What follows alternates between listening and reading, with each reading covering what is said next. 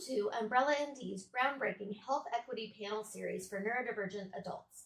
We're bringing together diverse voices to tackle the most pressing health equity issues facing neurodivergent communities today. At Umbrella ND, we believe that true wellness goes far beyond doctor visits and prescriptions. It's about creating fair opportunities for everyone to live full, thriving lives. Our panel series explores how a person's wellness is intrinsically connected to the social, economic, and environmental factors of their life. Throughout this series, we're moving beyond one-size-fits-all approaches toward solutions that recognize and celebrate the unique experiences and needs of all neurodivergent people from diverse cultures, genders, spiritualities, religions, generations, and sexual orientations. This vital work is made possible by supporters like you. If you believe in health equity for neurodivergent communities, please consider making a donation to Umbrella ND. Every contribution helps us continue these essential conversations and build the resources our community needs.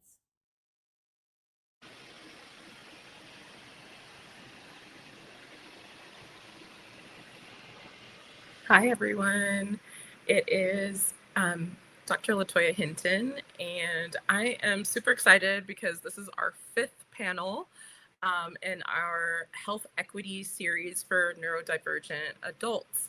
And today we are going to be talking specifically about workplace health and advocacy for neurodivergent adults. So again, my name is Dr. LaToya Hinton. I am actually wearing a purple dress with some really interesting black design. I have light brown skin. I'm wearing glasses that are light brown, and I have curly hair. You can't see it, but I have a cute little dog in the background today with me. And I'm just super excited to get started and introduce our panelists for today. So without further ado, let's go ahead and get started.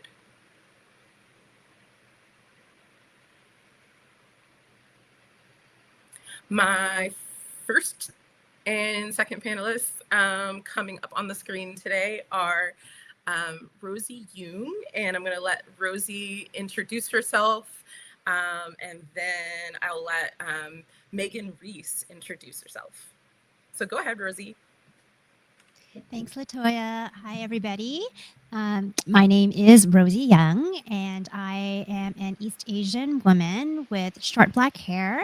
I am wearing an orange shirt that says "Every Child Matters," because every child does matter. And it is our National Day for Truth and Reconciliation tomorrow in what's colonially known as Canada. That's where I live. So I am here on Turtle Island, and behind me is a fake background of a nice looking living room. It's better than looking at my kitchen, which nobody wants to see. And I just want to echo LaToya's words of how important this topic is and how excited I am to be here with all of you and with Megan and LaToya. Awesome. Thanks so much, Rosie. Megan, go ahead and introduce yourself. Hi, everybody. I'm Megan Rees. I use she, her pronouns. I am a white woman with dishwater blonde wavy-ish hair and glasses. Behind me is my office. It's a real background. It's so always a mad dash to make sure everything looks all right. We've got a couch. We got a lot of cookbooks. That's all cookbooks behind me. Plants, concert posters. You might be able to see my whiteboard. I'm coming to you today from Oakland, California, which is the ancestral land of the Ohlone people. I am a therapist, a coach, and a workplace consultant. Awesome. And I just wanted to say, we did say that we were going to have Tanya Bright here today. And it's okay. If we just have a smaller panel today, something may have come up and that's all right. We want to stay as flexible as possible to accommodate everyone. So I Would like to actually just go ahead and start with our first question. I wanted to let everyone in the audience know, though, that we'll probably take a break in about 40 minutes. So I'll be kind of the time moderator just to make sure that we, have some time to relax and do, bio breaks and all that kind of stuff. We're only human. So I just wanted to let everyone in the audience know that. But I'd like to go ahead and start with the first question that we have, and I'll go with Rosie first. And then I'll ask the same question to Megan, and then if you guys have any kind of side quests and stuff like that, that's okay. It's just kind of letting everyone know that that's kind of our normal communication style. And so for Rosie, in your experience, why is workplace health and advocacy a health equity topic? I just want to sit with that. That was the deep sigh. Why wouldn't it be? It's and I mean, that's a rhetorical question. The why wouldn't it be? Because in my experience, so I realized I missed a little bit of my self-introduction to share that I come from a corporate background. I did corporate work in finance and HR. I was an HR leader and a corporate executive for over 20 years. Now I'm certified as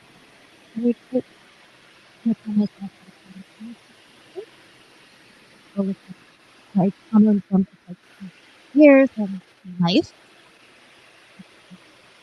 So this topic of workplace health is there because our workplaces are I actually had when I was preparing for this, and I knew this, but I just wanted to see if I could find some sort of evidence around that. And there are a couple of studies that I could share the links to either afterwards or if I get a chance, I'll do it here. But there is actually a published study from the U.S. National Library of Medicine that specifically says work is a key social determinant of health. And conversations like the ones we're having now is so important to normalize what's been stigmatized and to bring into everyday speak the idea that the role workplaces can play, and specifically companies and employers who have the power, privilege, and money to do so. The role that they play is beyond just providing insurance benefits, if they even do that. It's beyond providing time off if you happen to get sick. The way we work and the way companies are structured directly affects our health, which we can get into a whole lot more about what parts of it might be detrimental and which parts of it might be good for us, right? So that's, to me, the beginning part of the discussion of why it is so important and why it's important in talking about health and advocacy. Awesome. Thank you so much. Yeah, I think it's so interesting. I'm going to be super excited to hear you talk about the benefits and then the detriments to health, because I think that it's easy to kind of have that binary kind of black and white thinking, and there's so much gray area. And I am so excited that you brought that up. So Megan, for you, in your experience, why is workplace health and advocacy a health equity topic? I'm really stumbling on the health equity part of the question. I have lots of thoughts about how it's a public health topic. So I don't know if maybe that's where I want to lean a little bit. I work with people who have had a bad time at work. So some of them have had burnout. Some of them have had things happen to them that are causing PTSD-like symptoms. Some of them, I could go on and on and on. So yeah, it's really kind of a public health issue more than anything. when you say health equity, I will say that I've just been noticing recently, and it could be just the folks I'm lucky enough to get to talk to, but I'm starting to see that there are, when we talk about working in global companies and people having to overlap with people in different time zones, I have had more than a few women of color in the last week or so tell me that they seem to be the one on the team that's overlapping with everybody and therefore always working. So again, it's a really small end number and just the folks that I've been talking to, but that's a thing that I would love to keep looking at because that's a big note for me. I think that's huge. And in my experience, I think it's very subtle sometimes when you, as a woman of color, sometimes you're not compensated adequately for your time. And I know like Rosie can definitely speak to this probably for a really long time, but I feel like it's such a subtle thing. We're held to pretty high standards. I think because a lot of us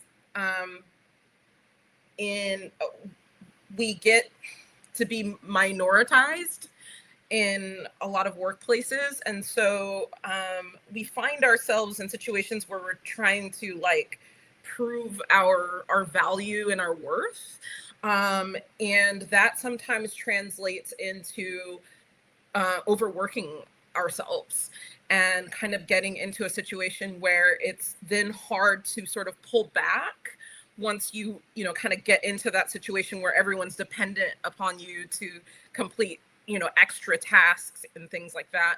And I see a lot of burnout happening there, and I've heard a lot of women of color talk specifically about that. So it's definitely a pattern, Megan. And I think that it's good that you're kind of saying a couple of people have come to me and talked about this.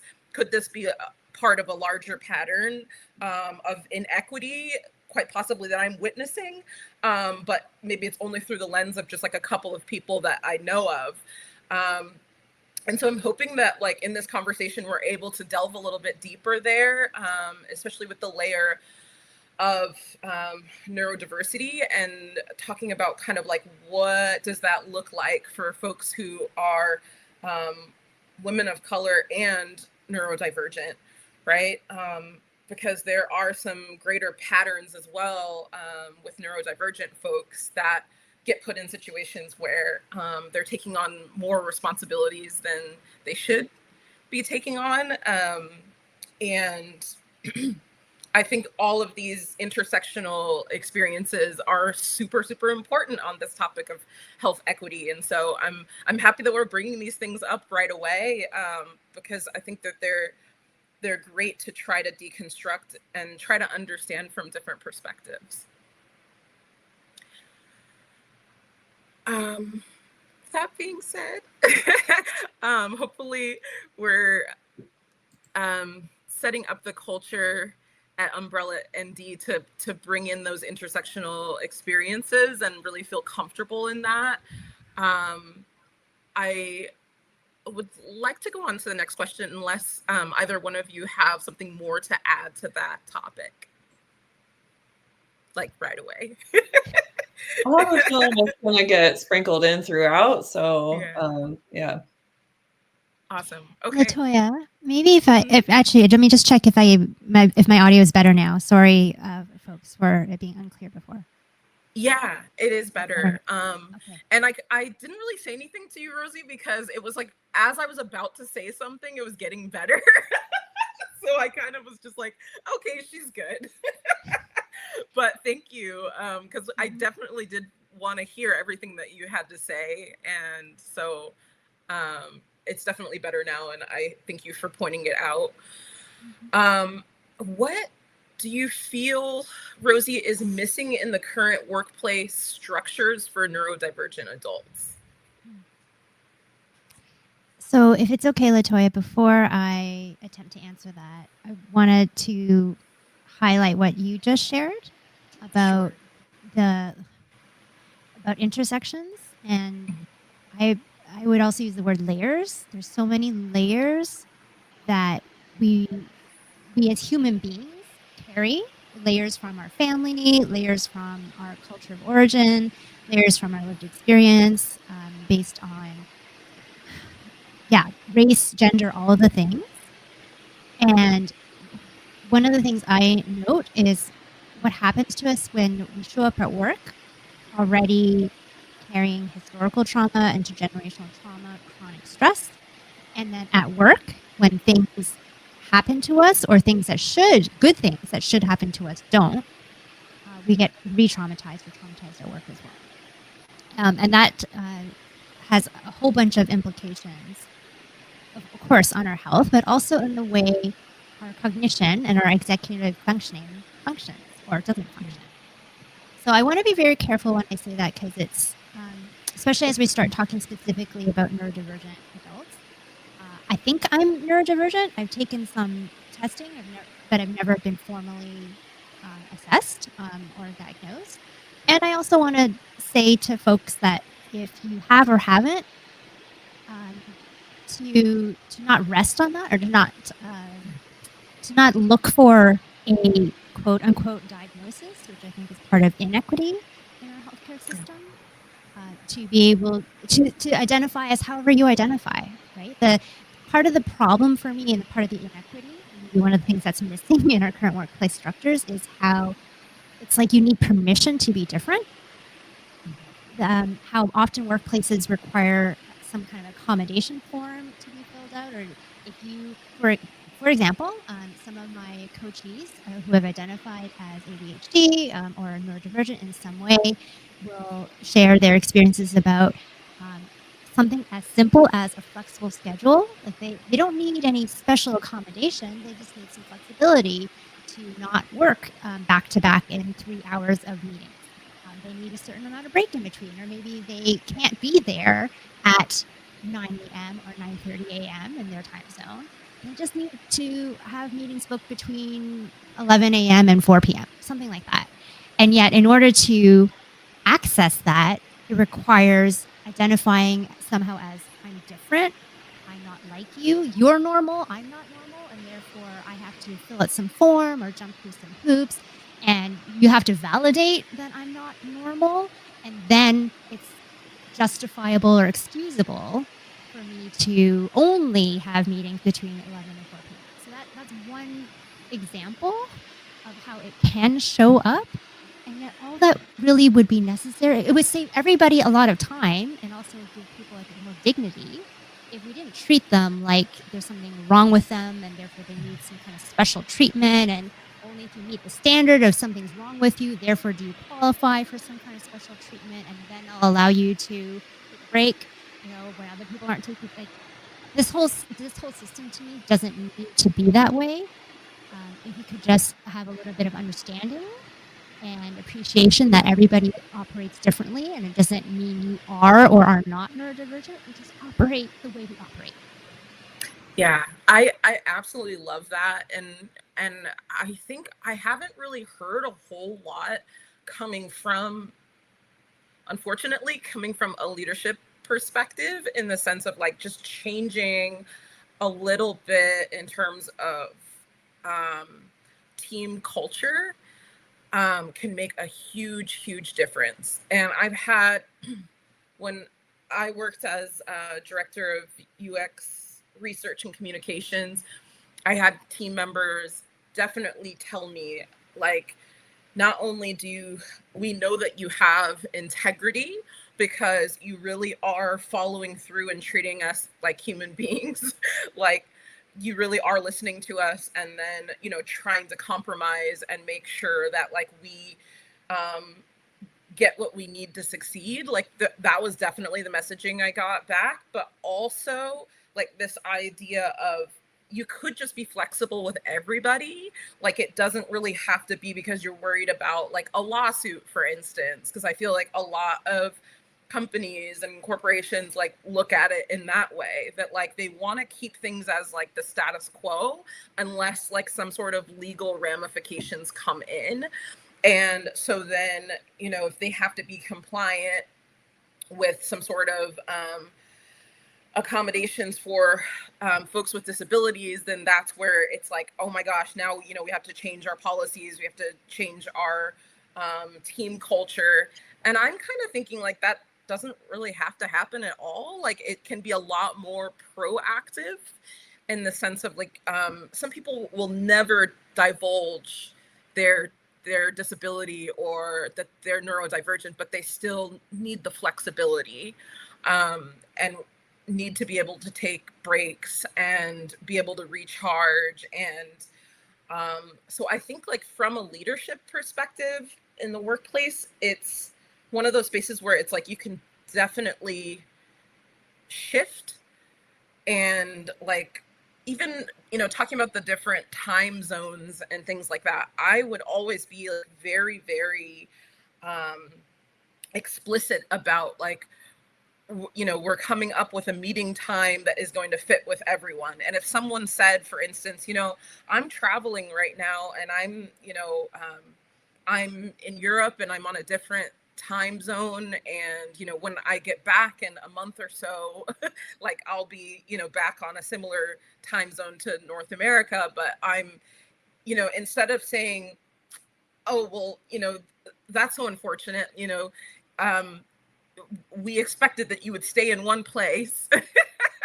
Right? Like instead of doing that from a leadership perspective, it was just more like, do we need to change the meeting time so that you're not working at 10 p.m. at night? Like, is there, you know, and there would always be a compromise, right? There would always be a space where everyone felt comfortable coming into the meeting.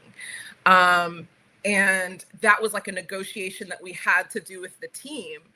And so I just think, you know, having that human-centered leadership of like actually talking with everybody on the team instead of like kind of creating, you know, this power hierarchy where it's like, you know, I'm in a leadership position, so I'm deciding for everyone, right? Like, I think instead of thinking about my leadership philosophy in that way, instead of looking at it that way, I was always kind of like, this is a negotiation. Like, let's try to find a compromise. Let's try to make sure that everybody feels comfortable, because I don't want that people feeling super uncomfortable and feeling like exhausted or something, trying to come in and work in the middle of the night.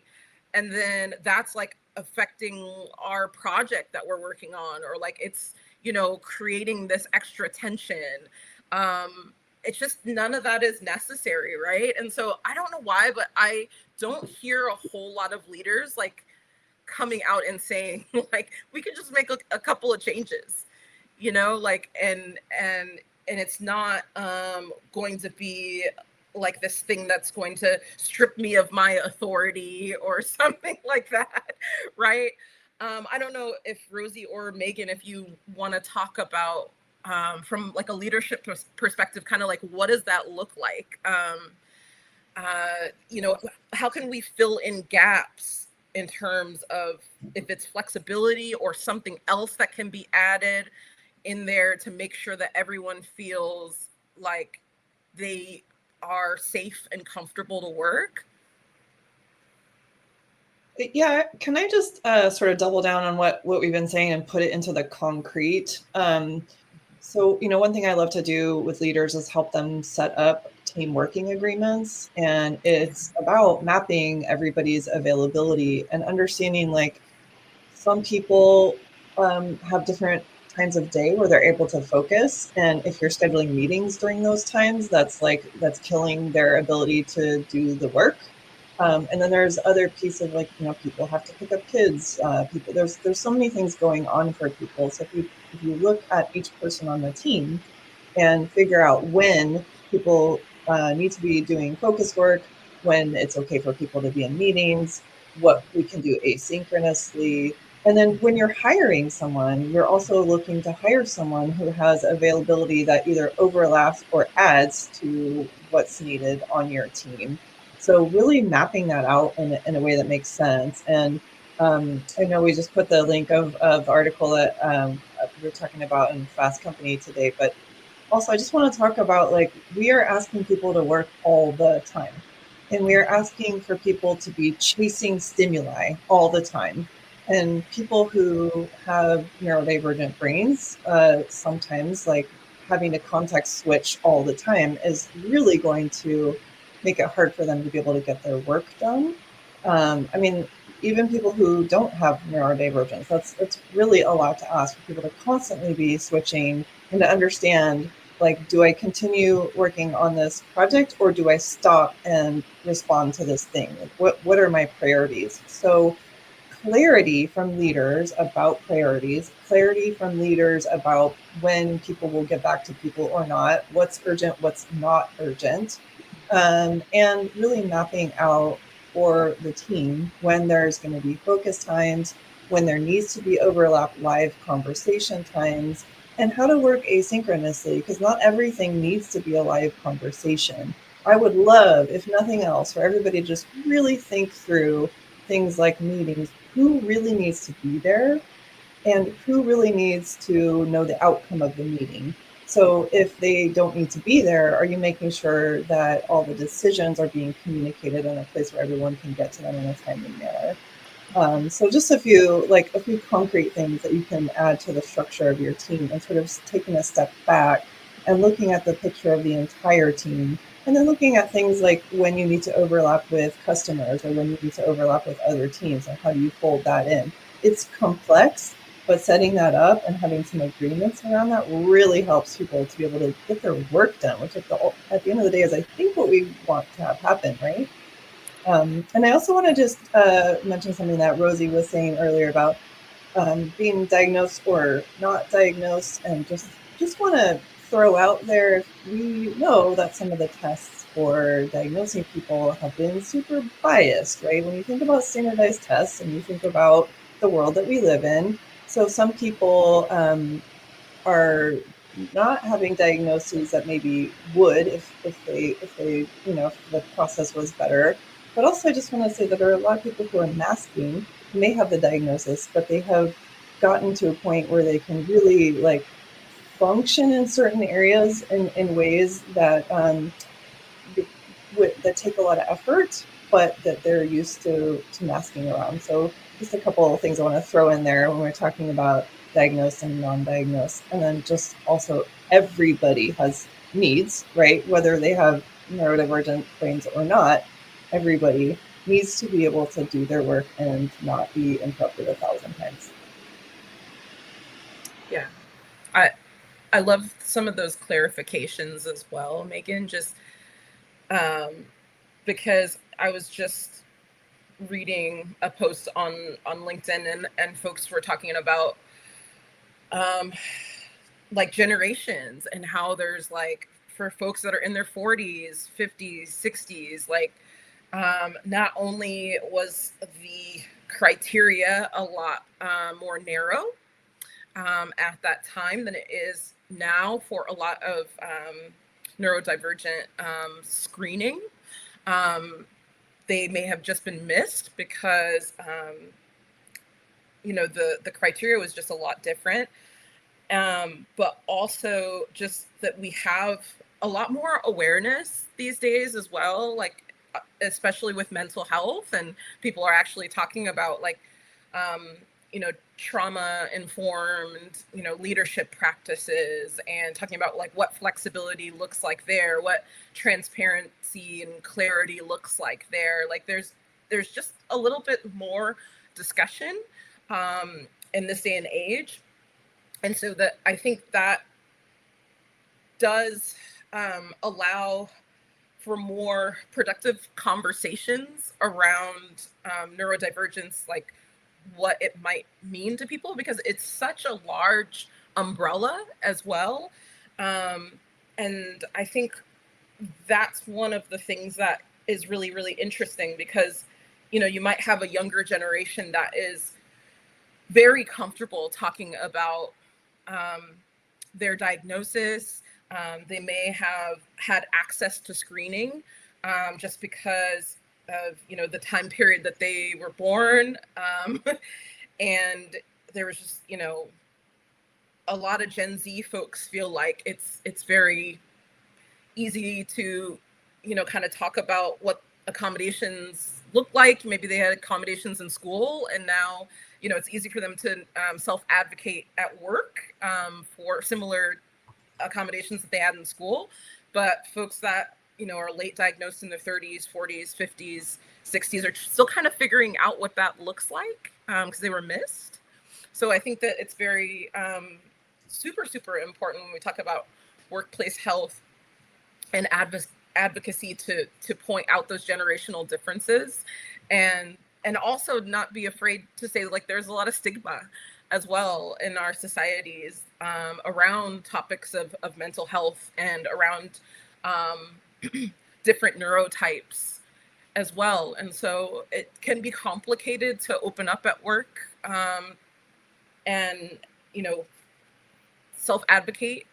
A lot of times at Umbrella MD, we talk about, like, why does it always have to be, self-care, self-advocacy, all of this self stuff, when it really could be a community that's advocating for you. And I think that's kind of one of the things that we've been mentioning so far in terms of leaders who are kind of cognizant of creating policies that are inclusive, because then they're creating a kind of community support, a kind of community advocacy. And then people don't feel like they're just completely on their own, like having all of that on their shoulders, because it's a lot of pressure. It's a lot of stress. I don't know if you wanted to add something to that, Rosie. I just want to check in if Megan wanted to. It looked like you had something you wanted to say. Please go ahead. Yeah, I had a couple things. One, and thanks, Andrea. I hope I'm saying your name right. Absolutely want to say that we definitely didn't diagnose girls at the same rate in my generation of being in school. So we're seeing a lot of women now, or people who were assigned female at birth, who really didn't get the diagnosis or the care or the understanding of the psychoeducation that could have helped them in earlier years. But I also just wanted to say, and I hope it's okay to bring politics into this mix, but when we're talking about disclosing a disability or disclosing neurodivergence, and in the United States, we're having a really active, really scary conversation about people with neurodivergence, and we have, there's been talk of having an autism registry. So I want to really say that in the US, it's maybe doesn't feel safe to disclose a diagnosis. And, so just maybe if we could talk about sometimes where we have to say it without saying it, and talk about our needs and our challenges to our managers, and hopefully they're able to hear that. So just wanted to kind of name that. Yeah, we're living in a very turbulent time, and I think that a lot of decisions, unfortunately, in the United States are fear-based at this point, and I think that the more you have allyship in the workplace, the better. So if I know, because of a lot of Trump's executive orders, a lot of diversity, equity, and inclusion initiatives have been rolled back in corporate spaces and in the public sector, in the government workplaces. It's been very intense in the last few months. And so, there used to be employee resource groups that existed, where you would know that you had some allyship and you had safe places that you could talk about your needs and what accommodations might look like. And you could, if you were late identified or late diagnosed, you could, find a safe space to problem solve and kind of figure out, make sense of this new perspective, this new identity for yourself. But a lot of those initiatives have been rolled back, or funding has been allocated to some other endeavors at this point. And so people have had to figure out how to grapple with that. And I think that it is something that we have to talk about. Being based in the United States, I think we have to contend with that. I love having folks on from different countries because it allows us the level of advocacy and allyship on a global level that we need. We need to have these tough conversations, and folks around the world should know about what we're experiencing in the United States. But I also feel like what Megan had just said, like, is there a way to sort of talk about what you need to be successful, what, unlocks your brilliant mind, right? What kinds of conditions can be set up so that you know that you'll thrive in the workplace, with or without, disclosing your neurodivergence? Because I think that is something that unfortunately a lot of professionals are up against right now. And so they are, looking for safe spaces to advocate for their needs. And I don't know, Rosie, if you have anything to say about that in terms of like trauma recovery, because I know that like that's your area of focus, and I'm like kind of dying for you to talk about that a little bit, because we need it right now, right? Like on a global level, but especially in the United States. I'm so glad you brought up the traumatic impacts of all of this, and I, for one, Megan, totally support you bringing in the politics of things. It helps that I think we're politically aligned. I might not say that if you had a different political opinion about stuff, but I think it is absolutely important. And sorry, I know, by the way, I apologize again for my audio. I swear it's been fixed before, but sometimes I have to manually do something. So when I talked about layers at the beginning of our panel discussion, to me, the politics is one of the layers, right? And in some ways, I like how blatant the oppression is that's happening right now. That I'm not American, so I'm speaking as a non-American about what I see happening in the States. I say it's good that it's so blatant because, in my opinion, it shows up that way in workplaces all the time, but just on a much more covert level. And if we're having this much trouble calling a spade in what is overt happening and what some of the political leaders are doing, and really appreciate Andrea's comment about how neurodiversity is being weaponized against the very people who self-identify, and it's so true. If we're having trouble with that, then how are we possibly going to make workplaces psychologically safe and inclusive for folks? So if we can, I'm losing the thing that I wanted to say, but one of the things, to the point about trauma, I want to first acknowledge that what's happening is traumatic. It's traumatizing. Whether you are actually traumatized out of it is something separate, because there's a lot of reasons why the same event can happen. Someone might be traumatized as a result, someone else might not be, right? So I won't go into all of that right now, but I do want to first validate that telling people that Tylenol causes autism, which essentially is blaming the child, blaming the mother, putting judgments about people on something that is not, it's about who they are, and yet turning that into a you're good or you're bad. That's essentially what's happening, right? I want to name that, as it's happening a little bit more overtly now, but it happens covertly in our workplaces all the time.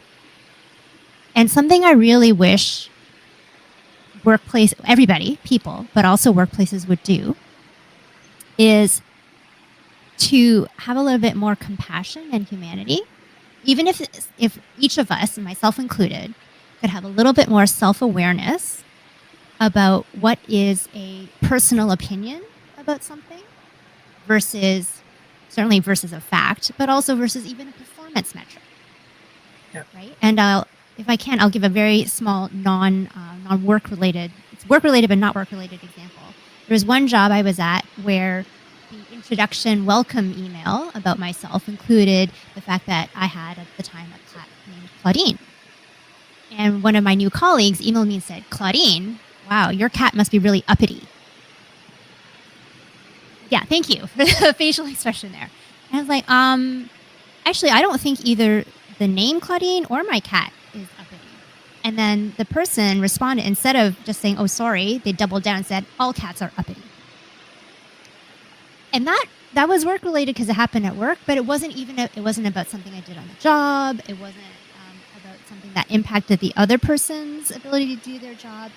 If we are doing that about personal opinions and something that's not even output related yet, maybe you can think of some examples, right, already of how you've experienced someone's judgment of you or their personal opinion about something that turns you or some aspect of your identity into a problem, into there's something wrong with you. And I'll loop that back to when we talk about self-advocacy. So often, again, speaking for myself and people that I work with, self-advocacy is so hard because our self-worth is so low.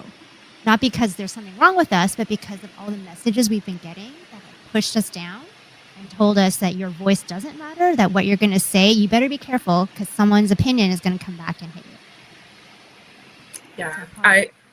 Yeah, I feel that in like such a visceral way, right? That like all of this pathologizing that is going on, like it really doesn't allow you to lean into your strengths and also talk about what healing looks like from all of those subliminal messages that you've gotten over the course of your lifetime that you're still contending with, just because, you know, as a human being, like nobody's Teflon, like, you know, like you're, as much as you want to show off your confidence and your growth mindset and all of these things that you've been taught, there is still this other side of contending with,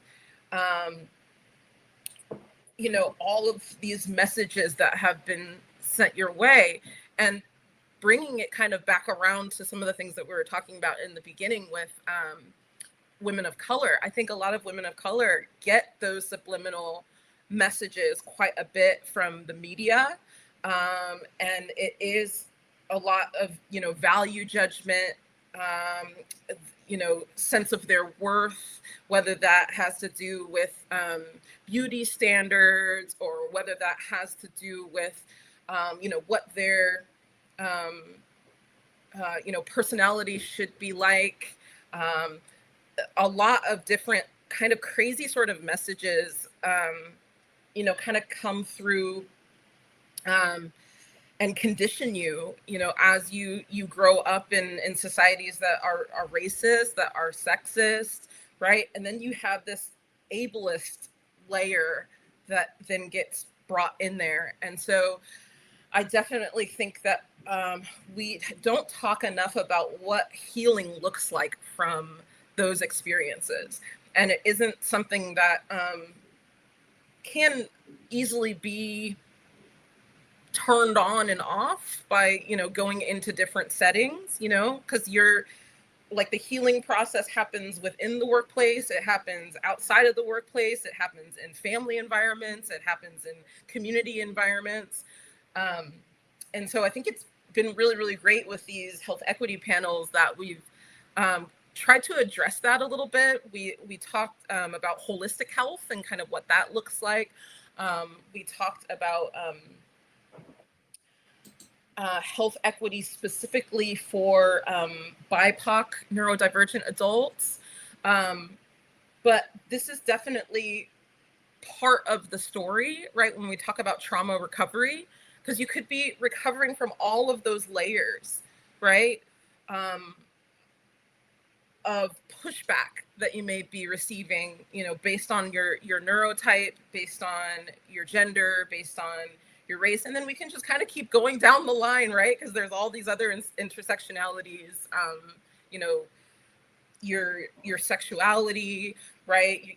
Your religion, and it's just such a human thing that everyone has some sort of intersectionality, and they're dealing with some sort of pushback in the workplace for showing up a certain way.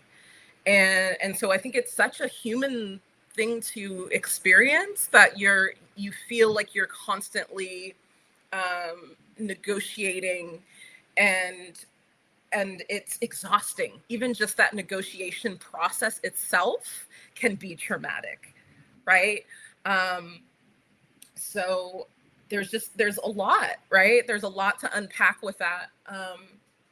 And I'm just happy that we've created that safe space to be able to get to the bottom of like, what does the healing process look like? And it looks different for everybody. I know that we've been talking for a while, so I wanted to give a quick 5-minute break, and then come back to our next question. So I'm going to let AJ put a quick 5-minute timer, and then we'll come back.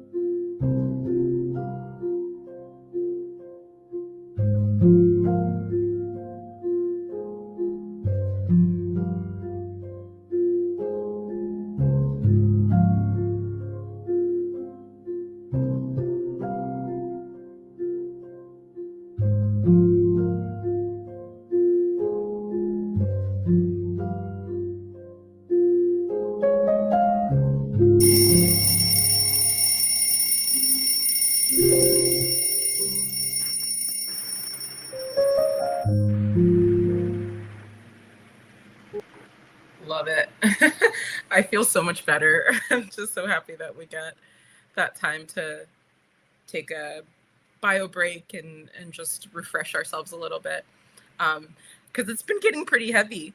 So we're on to this third question, and I feel like before the break, I was like leaning into this a lot because I was talking to Rosie about trauma recovery and how healing looks different for everybody, and that all human beings have some sort of intersectional experience. And so I want to see if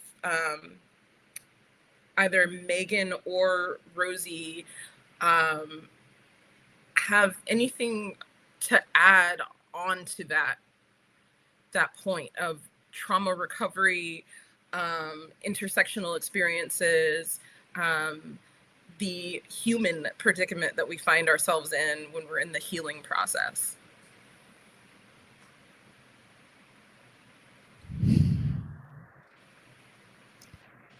It's I like how you phrased it, LaToya, so it's actually making me pause and think for a minute.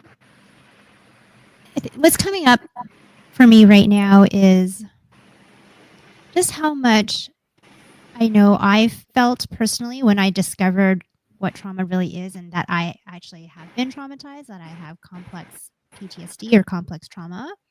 And I never imagined that would be the case. And by the way, I think, again, I don't have any formal medical something to say yes or no to this, but because of the impacts of complex trauma on brains and bodies, I believe that complex trauma or trauma actually is a form, or can lead to, or is neurodivergent. So what I wish for, my work focuses on the employee side of things. So for, I'm a trained HR professional. For the longest time, I use that to uphold what goes on in workplaces, and maybe I'm trying to right some of the wrongs now about that, because what I just see is how much employees get, or the accountability put on employees is significant, and that again is exacerbated by the isms, racism, colonialism, etc., as well as just how much judgment and blaming and shame goes on. And so what I see makes a lot of money are the consultant firms that are selling workplaces on how to make your workplace safe, how to make your workplace more inclusive, how to accommodate people who are neurodivergent, how, like, structural systems things. And we're not necessarily focusing on emotion, basic human empathy, which is free, by the way.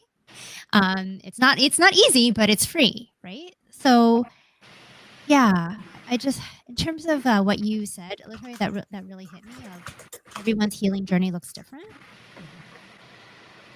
Yeah. Go ahead. Sorry. No, I thought you were done. Go ahead. Yeah. No, you go ahead. Okay. Yeah. Can you just restate the question, LaToya? Because I was with you and then I wasn't with you. So yeah, I just want to make sure I'm answering the right thing. I have lots of thoughts about trauma recovery, but yeah, no. What specifically about your experience with advocacy and support in workplaces would support neurodivergent adults? If you want to talk specifically about trauma recovery, that would totally be along the lines of answering this question, but you don't have to do that, Megan. Okay, now my brain's going in 3 different places. I first want to say, Rosie mentioned like consulting firms. I do that work, but I do the work on individual teams. So I work with a leader, and this may come as a huge shock, but I start from a place of empathy, start from a place of curiosity, and start from a place of what is the impact on the human. I have talked about sometimes, like, people are allergic to talk about psychological safety. Like, leaders don't want to hear it. It's a hard thing to sell as a consultant who does that work.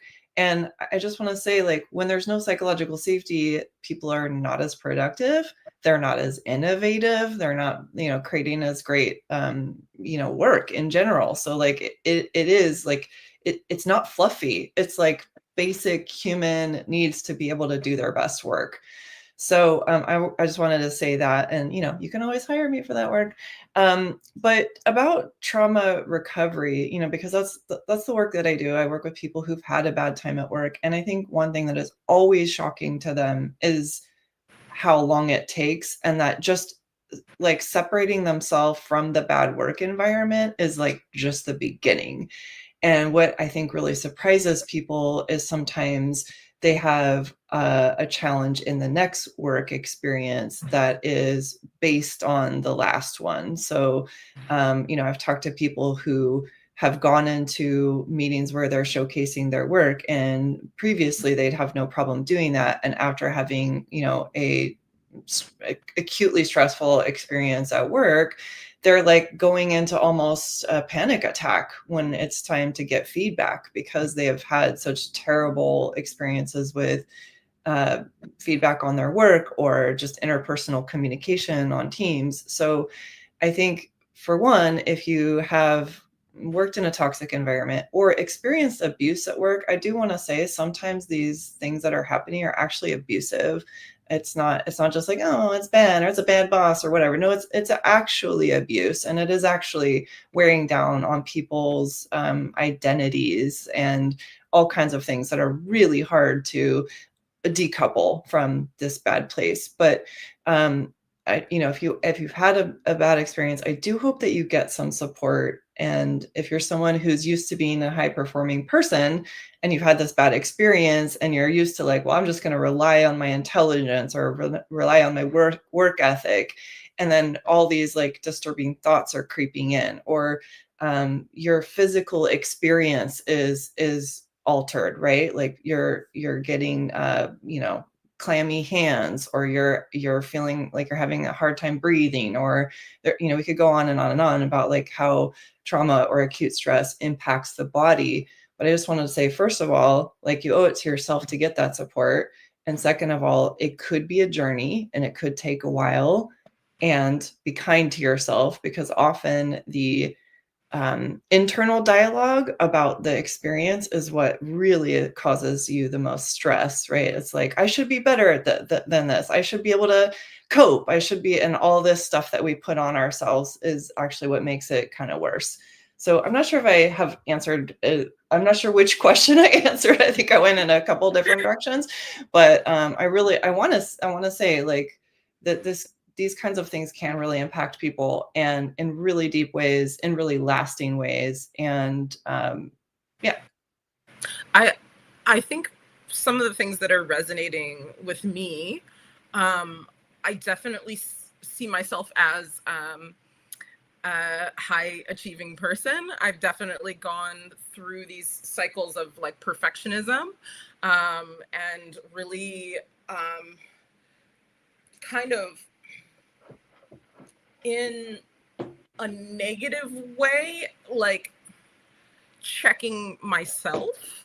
I really had, since I'm late diagnosed, ADHD, and then also I self-identify as autistic, dyscalculic, and dyspraxic. I definitely do a lot of, I had to create my own structures. And I think a lot of people who are watching this, who are the high achieving types, like have done that. They've tried to live up to unrealistic expectations, not just from maybe people in a superior position to them in the workplace, or from trying to impress your parents as you're growing up, or a teacher in school, but they've actually internalized these unrealistic high expectations for themselves, to the point where no one is telling them that they have to perform at a certain level but themselves, right? And so that was something that I personally had to heal from. And I have talked about it on LinkedIn, and a lot of other late diagnosed, late identified neurodivergent people have said that they can relate to that experience. And so, Megan, I just love that you pointed out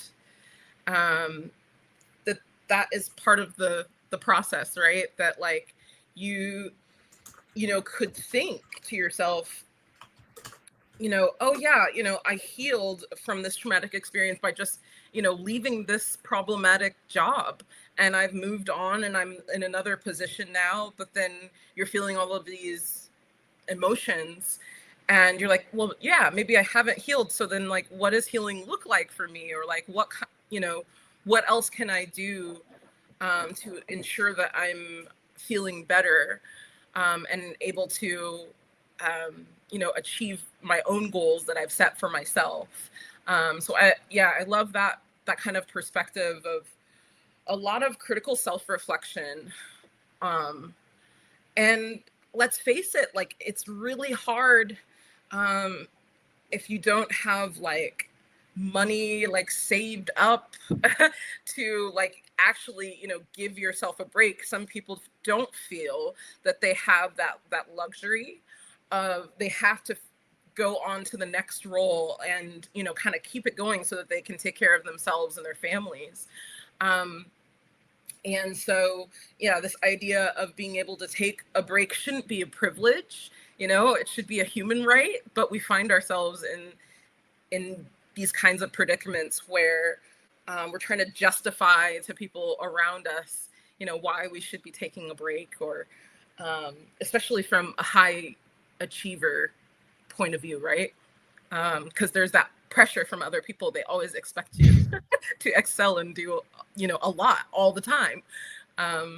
So I really appreciate that, Megan, that you pointed that out, because it's a lot of neurodivergent adults' experiences.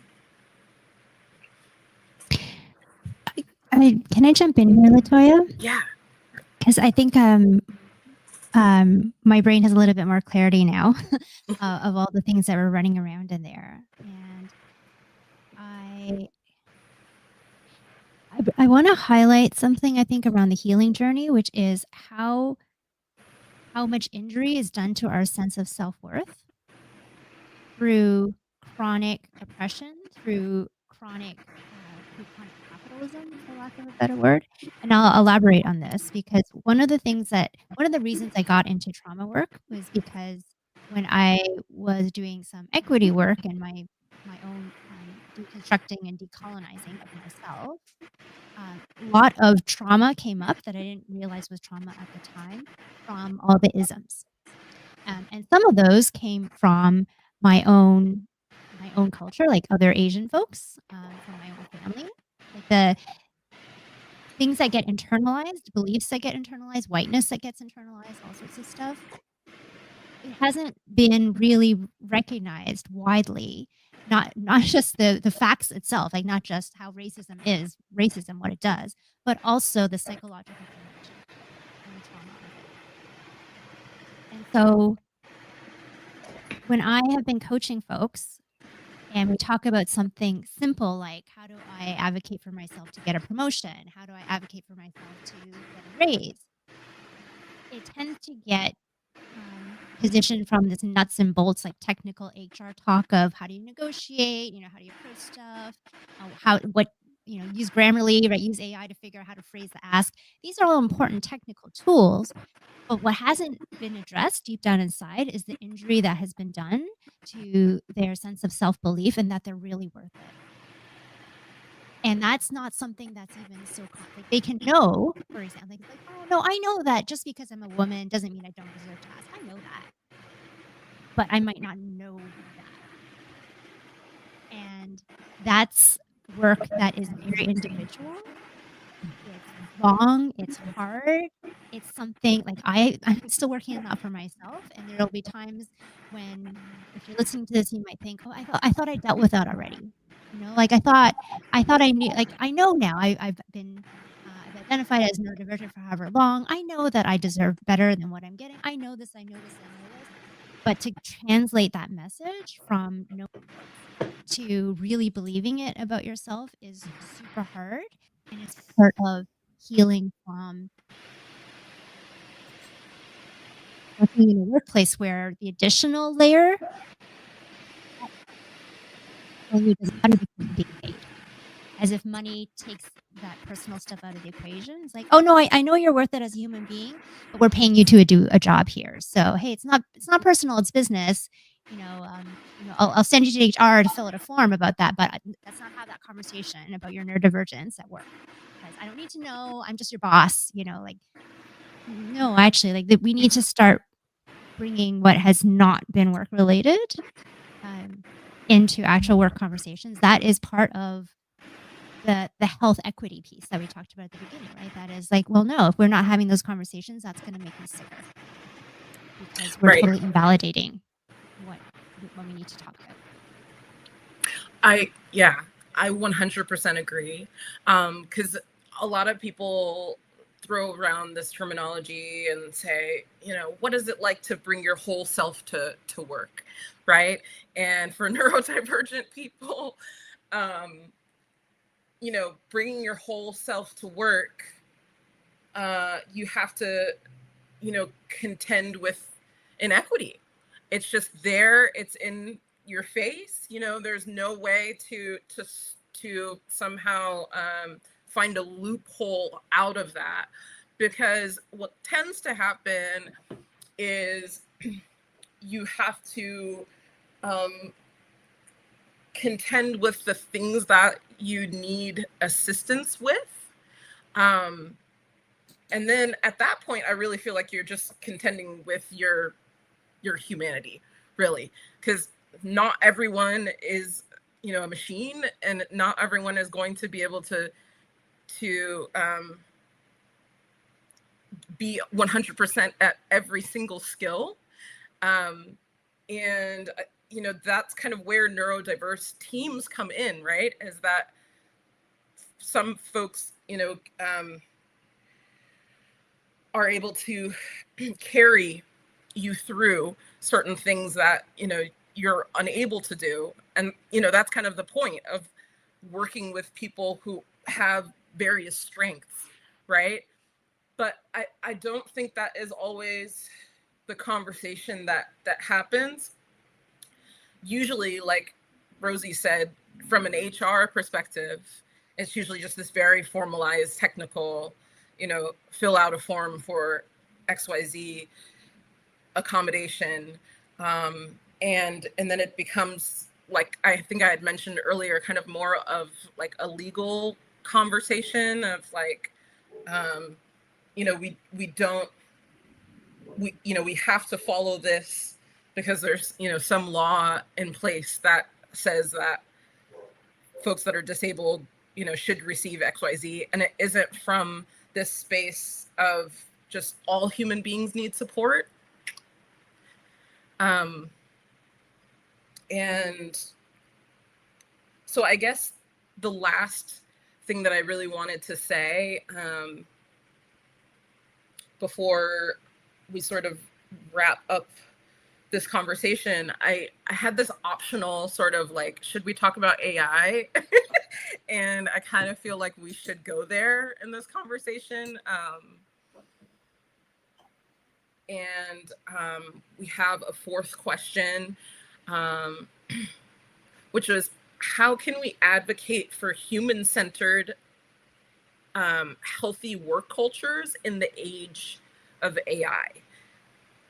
And I feel like this is kind of like a natural progression of our conversation, focusing on just, the current work pressures that a lot of folks have expressed.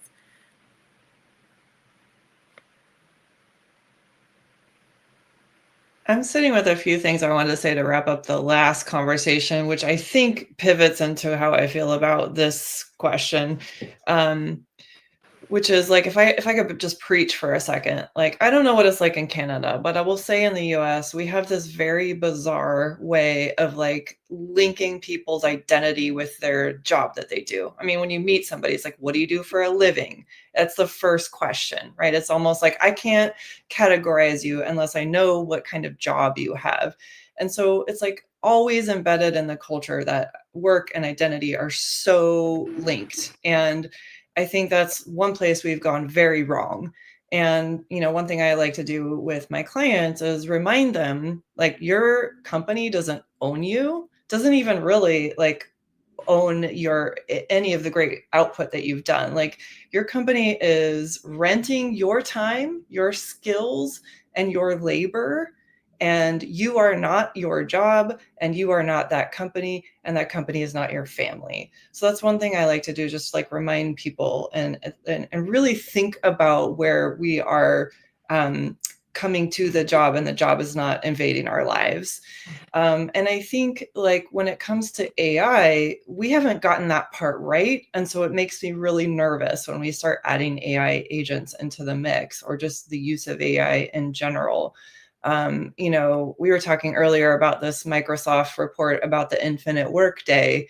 And I believe that what they and other tech companies are trying to do is be like, look at all this work that's going on. Like, let's try to like use AI agents because everybody is too overworked. And I'm like, can we just slow down and like think about the flow of the work before we start adding these other things into the mix?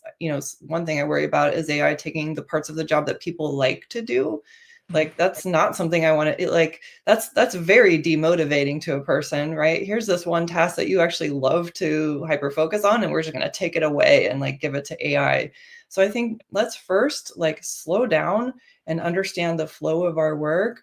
And also, why are we always in a race to like do more, do faster, do better, do like are we doing well enough with what we have now? Like, are we doing great enough quality of work, and people have the right balance of work, and people feel engaged and motivated and interested in the work at hand before we start like, we must make more money this year, we must and all this pressure that like starts at the top and cascades downwards, and people are like just trying to get the job done that they were hired to do in the first place. So I get really nervous that we haven't figured out some of the bigger problems before we start adding AI into the mix.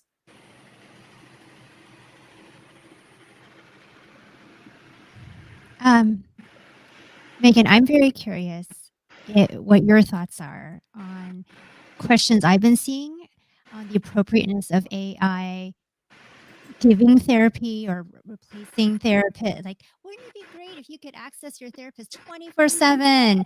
Create a digitized version of you, Megan. That would be the AI person responding to all the people that you want to see. Like, isn't that and you don't have to answer that right now. I am very curious to know what you think of it, that one. But to me, that is what scares me about AI, in particular agentic AI versus generative AI, which my understanding the difference is, me asking ChatGPT to help me write a letter to LaToya asking her about something. I'll be honest, I do use AI. That's basically how I use AI now. I'll write something and be like, I can't think of how to say this, or can you, help me with this, right? Versus just the other day, I got an email from someone trying to sell me a digital version of myself and saying they could create a digital AI coach and again, sell that to my clients, and then they can access that, blah, blah, blah. And aside from a whole bunch of hosts of problems with that, environmental and climate concerns with what AI is using, the amount of money, I think it was $600 billion. I saw UBS was projecting would be spent globally on AI next year. What if we spent a fraction of that on training people on how to be more empathetic in the workplace? Like, just like how much further would that go versus going to data centers or whatever? I guess the irony to me, particularly as an HR professional, is in a seminar where some AI consultant was trying to sell the idea of having AI embody HR folks, and be, I guess, at 24/7. I'm like, do you not realize we're talking about AI embodying human resources? Like, I don't even think human resources is embodying humans yet, because that's still embodying money, really, versus embodying humans. Why don't we put humanity back into HR before we talk about how to build a robot that is supposed to look and sound like an empathetic human being? Yeah, that's where I'm kind of coming with that. Yeah, I mean, thanks, Rosie. Like, I'm glad you asked that question. I did write a newsletter article about this because I am really, really, really concerned about people using ChatGPT as a therapist or a coach. And we have a really horrible story of someone who did that and ended up being encouraged by ChatGPT to end his life. So I'm really worried about the ethics around that. I'm really worried about the safety around that. And kind of what you're saying is like therapy and coaching are a little bit different, but I'm a relational therapist, which means that I do the work in the relationship, and the being able to give someone feedback about what it feels like to have their behavior in session is part of what I do. It's in that way a two-way street, and there's a feedback loop. And that is a thing that what we have now in terms of what, thanks for making the distinction between generative AI and I forgot what the other one was called, but yeah, they're different. Agentive. Thank you. Yeah. Like words.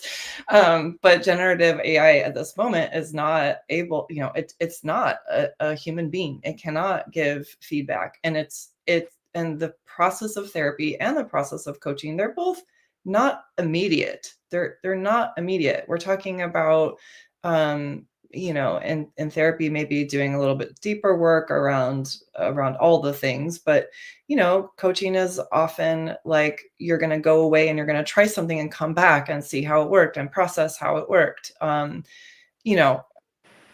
So we do need that layer of humanity and that the relational piece. And I'm worried with the numbers we have about loneliness. It's just really scary. Loneliness is off the charts globally right now. And I don't see being able to interact with generative AI as solving that problem. The parts about social skills, we've talked a little bit about self-awareness. If I could just encourage every manager to consider self-awareness as being one of the key components to being a great manager. And one of the best ways to do that is therapy, coaching, etc., right? And really understanding where your triggers are and how you are putting those onto your direct reports and how your direct reports receive you, right? And the power dynamic. We haven't really talked about it explicitly, but in work cultures, we have a power dynamic. It's unbalanced. We have managers and leaders have power over people's livelihoods, let alone their experience at work, their livelihoods, right? Especially in this economy, especially in this world of layoffs, especially in a world that's sort of it's an employer's market when it comes to candidates, right? So there's all kinds of power stuff that comes up that definitely causes people, when we were talking about trauma earlier, like thinking about people's families of origin or other experiences that they've had with interpersonal abuse and trauma, right? Like that all gets replicated in the workplace. Sorry, I think I went off on about 45 tangents, but that's my neurosparkly brain. But yeah, okay, No, it's beautiful. It's beautiful. I love your responses. I love how you're integrating so many different aspects of your own role as a therapist and seeing, like what is the future of therapy as well as what is the future of work.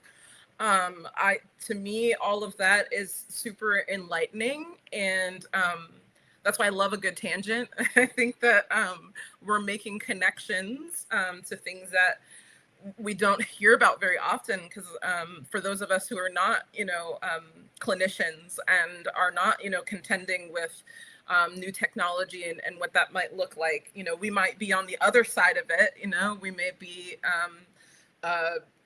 clients, you know, thinking, you know, is this therapy neuro-affirming? And, you know, we've just gotten into a situation where we have a list of therapists that are available that consider themselves neuro-affirming. So I know we're not there with AI yet.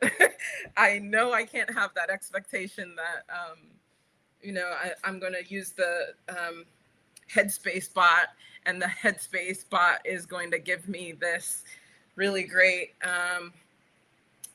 advice for someone who's ADHD and someone who's a woman and someone who is late diagnosed, right? Like we're not there yet, you know? And so I love how Rosie talked about for HR, let's focus on bringing the humanity back first before we bring AI in.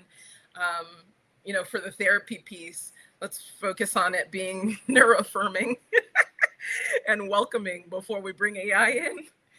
There's just so much work to do, right, before we kind of complicate things with more technologies.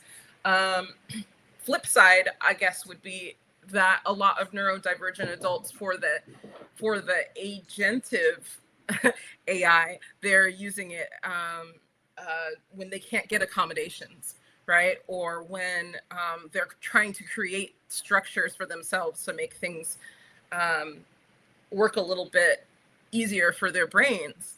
And so it's kind of this interesting double-edged sword, right? Because it can definitely be an accessibility tool, but then it can also be extremely unethical and may be the wrong solution for some of the, you know, pervasive problems that we have in the workplace. So it's an ongoing discussion, and I'm glad that we're able to bring that in today, because I do think that it's not going to go away anytime soon. Although folks have been talking about it being a bit of a bubble, similar to the .com era, where there was sort of a bubble with all of the internet-based technologies. That's being kind of thrown around for AI as well. But I do think that a lot of people have adopted it in the United States. And so it's definitely an ongoing conversation. I'm happy that we were able to bring it into our health equity talk today. I know we are just about at time. This was intended to be 90 minutes with all of our awesome side quests. So I do kind of want to wrap things up, and I want to make sure that we didn't miss any questions from the audience. And I do see that AJ popped a couple questions in.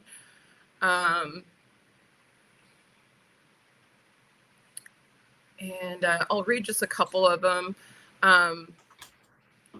And either one of you can answer these two questions, and then we'll just kind of wrap up our discussion. Do you think that neurotypicals tend to be more hard with women in the spectrum?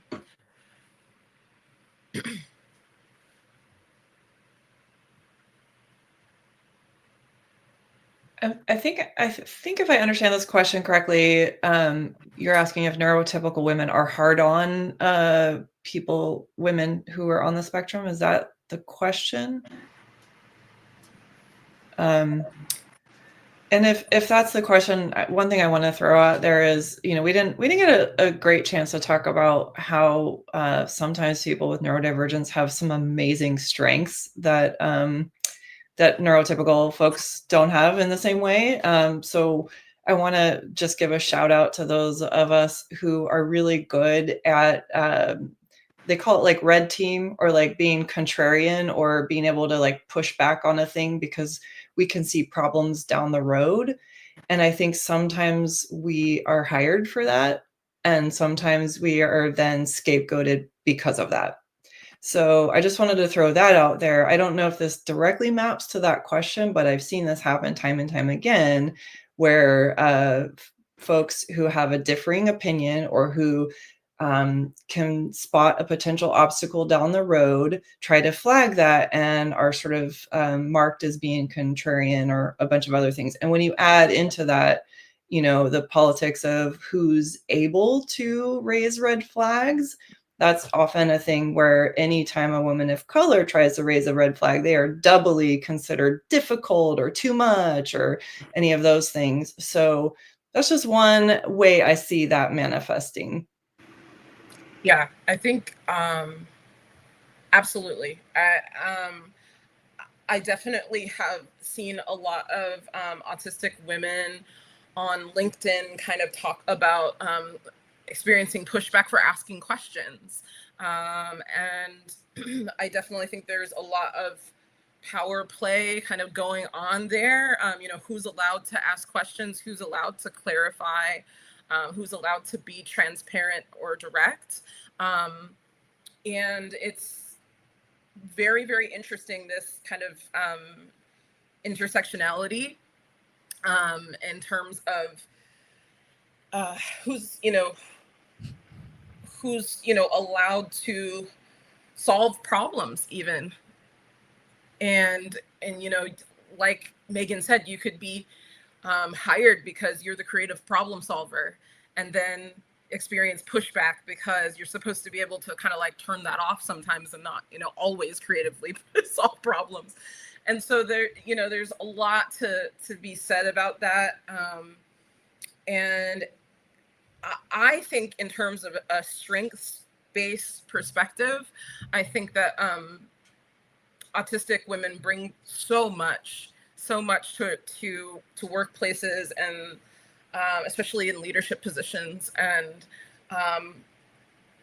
I think that that's a huge piece of any sort of advocacy that I want to do, is to, make sure that autistic women are recognized for their strengths in the workplace. And then there was one more question just before we follow up, and that is, it says, I think about how we as ND folks are doing the work to help others see us fit.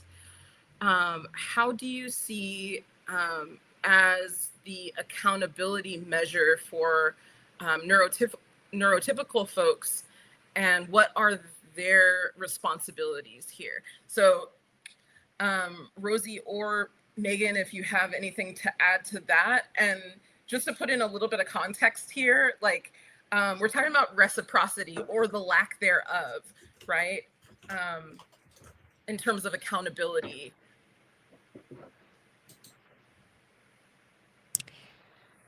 I think it's a really excellent calling in for NT folks, and in the context of work, specifically to organizations. I'll be honest, I'm just speaking from the heart here. I don't have a lot of faith in organizations to do that. I mean, to me, it's all lumped in with DEI, which in the US, well, a lot of places, not just the US, is getting canceled, right? How are they doing any more for neurodivergent folks than for Black folks or Indigenous folks or any other folks that have been historically marginalized and oppressed? They should be accountable. And I'm sure they'll come up with some metrics of, how many neurodivergent folks did they hire this year, and how many got promoted, or what programs do they have? And sorry, you can hear the cynicism in my voice about some of the performative stuff. I'm going to go back to something that maybe sounds a little bit overly simplified, and yet to me it is actually the crux of it, and is, again, much more affordable than many other options, which is to build in a growing sense of empathy and compassion and understanding. Some of it might be psychoeducation meaning teaching anybody, neurotypical or neurodivergent, what happens, like what does it mean? So not looking at a person as, oh, she or he or they have this kind of issue, and this is how we solve the issue, or this is how we accommodate the issue, but just how do things present differently to one person. An individual might be speaking too casually, as an example, and maybe not. but is it like, it could be for many, many different reasons. It could just be like a preference or a style. It may not have anything to do with being neurodivergent, right? There's still also personality differences. So honestly, my hope, this is what I really believe, but it's a fantasy. If companies paid for therapy/coaching for every single person to work on our own issues, I'll speak for myself, my own issues. I have plenty of issues that would have made me a better leader if I had worked on them. And I think that if everybody could recognize and do their own inner work, it would make them better human beings to everybody else involved. And do you mind if I just like caveat onto that, because there's a new can of worms. Like, I love that, and also what I don't love is how do I say this without getting myself in too much trouble? I would love to see a benefits program that gives people an allotment of money to spend on that versus here are these company sponsored coaches that are going to help you out, or here you get 8 sessions of therapy paid for. I think some of those companies are a whole other mess that I have waxed about poetically a lot, but I would like there to be more decoupling between people getting that support and the company. You know, I have a therapy client who's like, or I've had a therapy client in the past who's like, yeah, I get this coaching sponsored by my company, but her job is to keep me there, and I'm not sure I want to be there. It's like not a great environment for me. So I can only talk about these things with that coach, right? So I love the idea, and I also love the idea of let's think creatively about how we can decouple that support from the employer. Just something to throw out there. Yeah, I think full agency, right? Full agency for, neurodivergent adults to, advocate for where they feel safe, where they feel a sense of belonging. And if, you're being coached into staying in an unsafe space, you should have the agency to say, no, I'd like a different coach now, or, it's time for me to move on. And so I think you make some really, really great points. Because I think a lot of that does get weaponized a lot of the time, like I had mentioned before, like a growth mindset, like that's something where it's something that is almost intangible, that where people can kind of create this sort of value judgment. Either you have the growth mindset or you don't, right? And that kind of gets weaponized, in coaching spaces a lot of the time, for folks that are kind of like, I'm a human being, sometimes I have the growth mindset and sometimes I don't, and I should have the agency to, reason through that.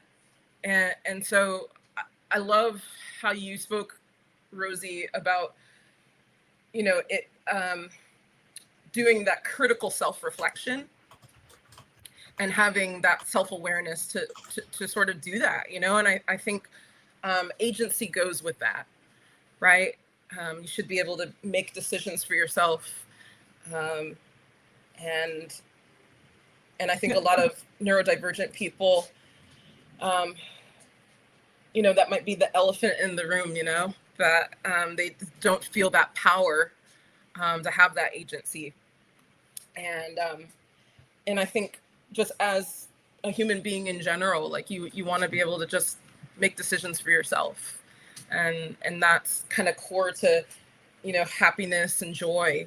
And so I think we have to kind of get back to some of those fundamental things.